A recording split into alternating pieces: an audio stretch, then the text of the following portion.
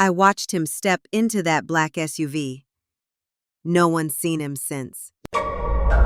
Detective Leah Sanderson, 2021. Content warning. This story involves real-life disappearance, criminal investigations, and unresolved grief. No graphic violence is described.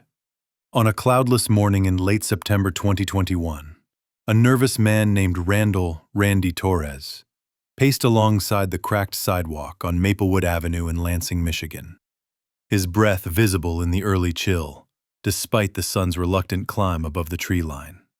To passing commuters, Randy appeared much like anyone else waiting for a ride, hands jammed into his battered jacket, face drawn, dark hair slicked back messily.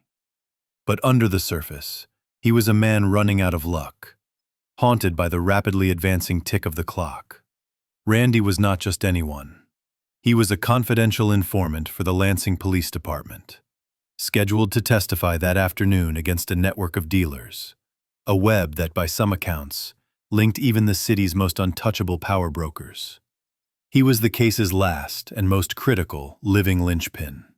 So when a black SUV, a late-model GMC Yukon with tinted windows, pulled up and Randy stepped inside, it was supposed to be a simple, pre-arranged handoff for witness protection. Instead, it was as if the earth itself swallowed him. To this day, nobody, not family, friends, or officers, has seen Randy Torres again. Lansing, Michigan, in 2021, was a city still reeling from years of economic downturn and fraying trust in institutions. Abandoned automotive plants dotted the skyline, glass shards glinting on factory floors, like the memories of better days. In some neighborhoods, like Randy's own block, a tired puzzle of row houses and overgrown lots, rumors outpaced headlines. Dealers shifted their territory with every police raid, and nobody, not even those in power, seemed immune to the ripple effects of crime and fear. To the police, Randy was what they called a golden canary, a rare informant who'd both witnessed and participated in the inner workings of the city's meth and heroin trade. His life had been a tightrope walk, petty theft, a few burglaries, escalating into working as a runner for the O'Sullivan ring. But his luck changed after his third arrest, when detectives Leah Sanderson and Tom Halifax offered him a way out. In exchange for his testimony, documenting names, routes, drop houses, he'd enter the state's new confidential informant program, get relocated, maybe even start over. For the Torres family, the deal meant hope. His mother Rosa never lost her uneasy faith in her son. Her church candles burned nightly for protection. His little brother Nico was proud but also terrified, not just for Randy, but themselves. Leaks were common. Everyone knew a deal with the police could turn the city's mean gossip deadly.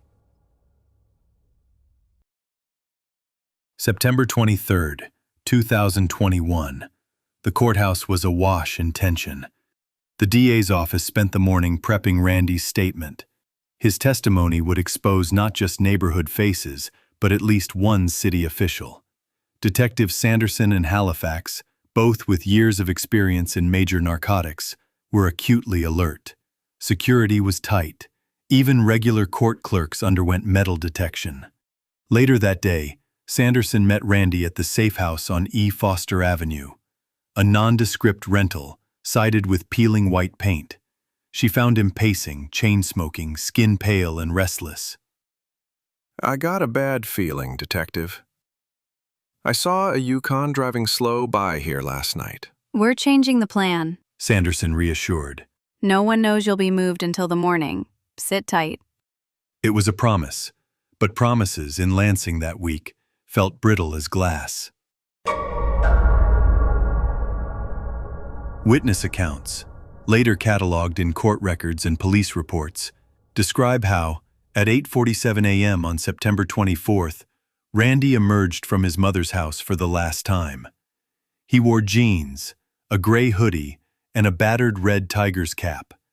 Down the block, a neighbor named Ms. Caldwell watched him nervously fidget with his phone, glancing down the street, clearly, waiting. Within minutes, an all-new black GMC Yukon glided to a halt, idled for several seconds, then its rear door popped open. Randy hesitated, 1 foot off the curb, then stepped inside, pulling the door shut after him. Security cameras showed only the vehicle's partial plate, the sun flaring off the glass. The Yukon merged into traffic, disappearing westbound, which, as investigators later discovered, was the opposite direction from the courthouse. Something was wrong from the start. I called his phone 3 times in the next hour, but it just rang out, said his brother Nico. He promised he'd call when he got to court. More than 3 years later, that phone remains missing. So does the man. Within hours, frantic calls echoed from Sanderson's precinct to the court, to the DA's office. Randy never arrived. The courthouse panic was immediate. Was he spooked? Did he run? Or was this what everyone feared? A high-level leak, a calculated snatch. The SUV sighting, a detail seemingly innocuous to the average person, quickly became the focus. Lansing's records show only 2 vehicles matching that description in the city fleet, and neither was near Maplewood that morning, according to official logs. Local police canvassed the area, interviewed neighbors, even dredged up a grainy image of the SUV from a gas station camera 3 blocks away, time-stamped minutes after Randy vanished. It never takes a bad guy long to figure out when someone's become the canary, Halifax later remarked grimly to reporters. Randy's mother, Rosa, refused to give up hope. They promised to keep him safe. He was going to turn his life around. Now they want me to believe my son is just missing. But I don't believe in ghosts. The first 24 hours after Randy's disappearance were a blur, a tornado of phone calls, urgent meetings, and hushed, panicked whispers running through the halls of Lansing's Central Precinct. The clock was ticking. Inside the makeshift task force room, maps of the city were tacked to the walls, lines drawn in thick, red marker to trace possible routes that Yukon could have taken. Detective Leah Sanderson barely slept. Her office became a temporary headquarters. Coffee cups collecting on the windowsill, her badge tossed onto a pile of witness statements she'd already reread a dozen times. To her, the personal stakes were enormous. She'd put her career and conscience behind the promise of keeping Randy alive. Now, with every hour that passed, that promise felt more like a lie. Her partner, Tom Halifax, took a different approach, methodical, grounded. He cycled through department logs, flagged every known vehicle looking for a match, then called in favors from the state police, hoping for another camera angle, another fragment. He kept muttering the same phrase, professional job, no mistakes, no ransom, no demands. But they all knew the real reason Randy was gone. 2 weeks earlier, Sanderson and Halifax had busted a small-time dealer, Vince, the butcher, Kern, whose loose lips, under pressure, had connected the O'Sullivan ring to an insurance policy. If anything happens to one of ours, someone on the inside knows, Vince had sneered. Lansing was now a city where coincidence and conspiracy looked painfully similar. By September 26th, the story had broken beyond the station. The Lansing State Journal ran the headline, "Missing Key Informant. Police DA scramble after witness disappears." Reporters camped outside the courthouse. The DA's office canceled hearings related to the O'Sullivan network, citing safety concerns. Tips poured in, some credible, some wild. A black SUV was seen near Old Town Underpass. 2 men, wearing black gloves, got out and tossed something into the river. A local garage repainted a Yukon, paid cash. Randy was spotted at an all-night diner in Jackson, acting paranoid.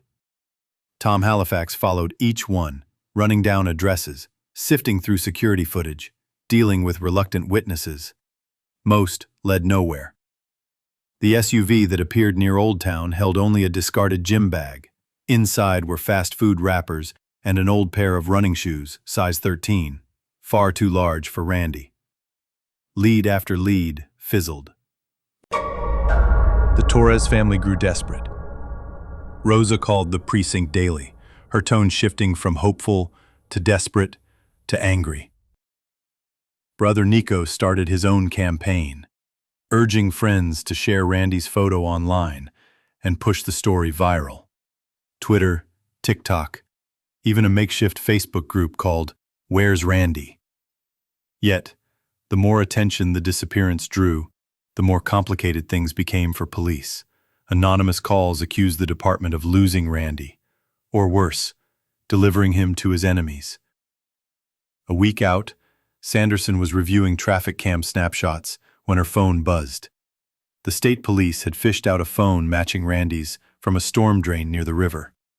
It was smashed, battery torn out, but the model and case matched Rosa's description exactly. Forensics found no prints, no calls outside routine check-ins with the police. But later, combing through location pings, analysts traced the device's last call, a call to one detective L. Sanderson, made at 9:03 a.m. on September 24th. It had lasted only 11 seconds. Sanderson felt an icy dread. Her phone had never rung. It's what they call a fade, a forced disconnect, Explained the PD's tech expert. Someone shut it down fast, like they knew what they were doing. Questions and suspicions began swirling inside the department. Did someone tip off the O'Sullivans? Could there be a mole inside law enforcement? Or, as a few quietly wondered, had Randy gotten cold feet, staging his own disappearance? The city had witnessed Informant vanishings before, a well-known one in 2006, another in 2013. But never this public, never with such high-profile stakes. Amidst this, the O'Sullivan case, the biggest meth ring bust in years, hung by a thread. Clue after clue dissolved or led to more mysteries. Meanwhile, street talk was buzzing. Apparently, the O'Sullivans had put up a $75,000 reward for information about anyone who crossed them. The word on the street was clear. Snitches get stitches, or worse, disappearances. Nico Torres, undeterred, started printing flyers, staging small protests outside City Hall. Cameras followed. News crews began pitching tents outside the Torres home. For Rosa, each broadcast was a Rorschach of hope and dread. One night, less than 2 weeks after the disappearance, the Torres' front door was splattered with red paint. No note, just a warning. They filed a police report, installed new locks, but fear seeped into every crack of their modest home. This was the second tension peak. The family, embattled, under threat from the world, Randy was caught between. Detective Sanderson sat alone in a diner one evening, staring out at the rain-slicked streets. She scribbled in her notebook, questions and possible answers running together, none fully satisfying. She thought about the system, how often it relied on people like Randy, always promising protection but too often coming up short. How do we weigh one man's safety against the need to put away so many? Do we really think the program works? Or do we just need it to? By the window, she saw two figures get into a black SUV, a simple family heading home. She shivered, unable to stop her mind from looping those last moments of her informant, stepping voluntarily into oblivion, trusting them to protect him from darkness. As September gave way to October, pressure mounted from every corner. The DA announced total support for the Torres family and nearly doubled the reward for tips. Civil rights groups demanded a federal review. How safe are informants in Michigan became a headline question. Politicians, sniffing the wind, called for reforms or investigations into possible corruption. Inside the department, a special commission was impaneled to review all handling of confidential informants, a first for Lansing, exposing just how thin the blue line could be when faced with organized crime, mistrust, and the reality of human error. Yet every trail in Randy's case led them, quite literally, nowhere. The black SUV had been wiped down, likely repainted, vanished from all legitimate registrations. No forensics, no body, no ransom. Randy Torres, a young man on the edge of redemption, remained nothing but a ghost. The city's autumn arrived with hard, cold winds, stirring dried leaves past the battered homes, the courthouse, and finally landing at the curb outside the Torres residence. By October 15, 2021, 3 weeks since the pivotal morning, exhaustion replaced adrenaline for detectives and family alike. Detective Leah Sanderson felt it most. Her nerves, once taut with mission, now sang with guilt and anger, most ferociously at herself. She replayed the last security footage again, looking for a gesture, a detail that might shatter the impasse. But the screen only glowed back with that black SUV, its mirrored windows a final barrier. On the anniversary of Randy's disappearance, an anonymous envelope arrived at the Lansing police precinct.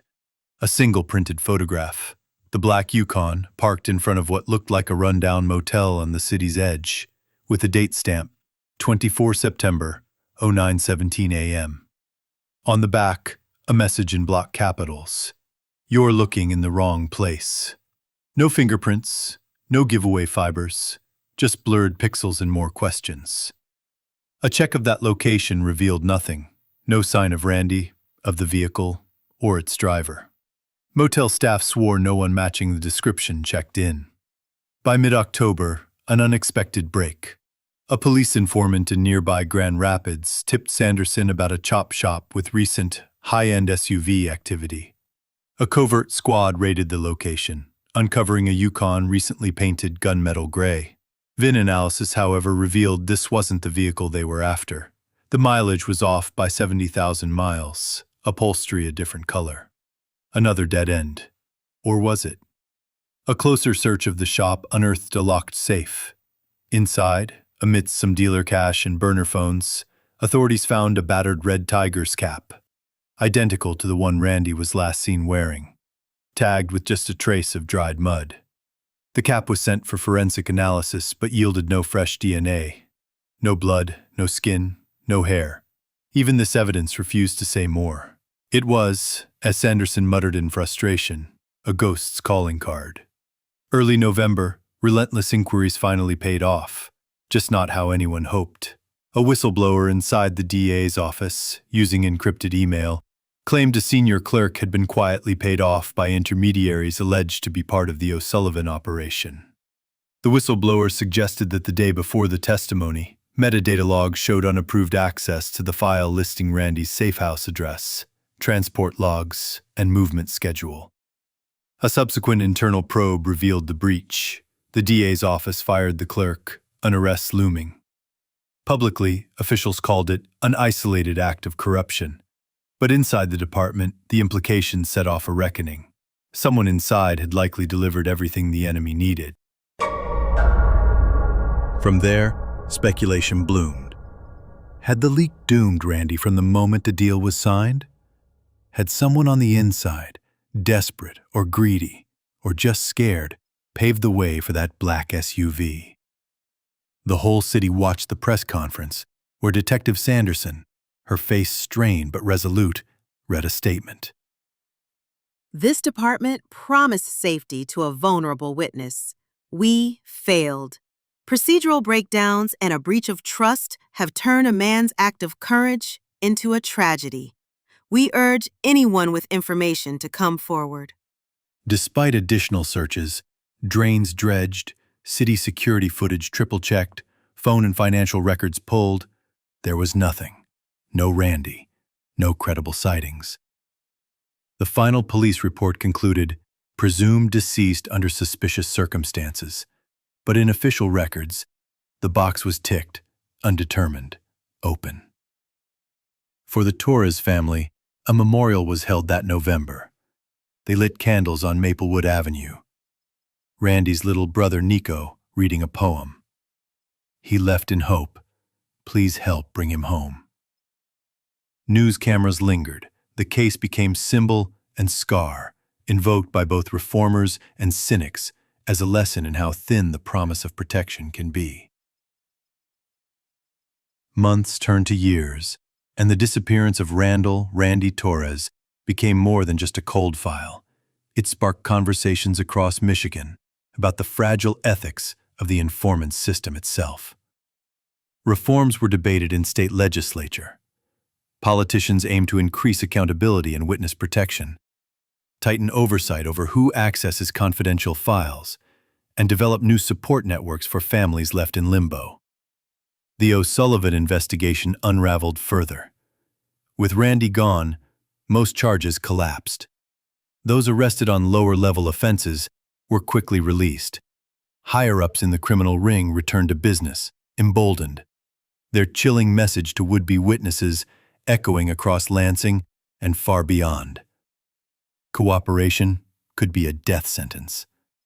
Prosecutors, facing public scrutiny, promised to rebuild, but trust, once splintered so publicly, would not return easily. Detective Sanderson, once hailed internally as a champion of informant protection, was transferred to administrative duty pending departmental reform.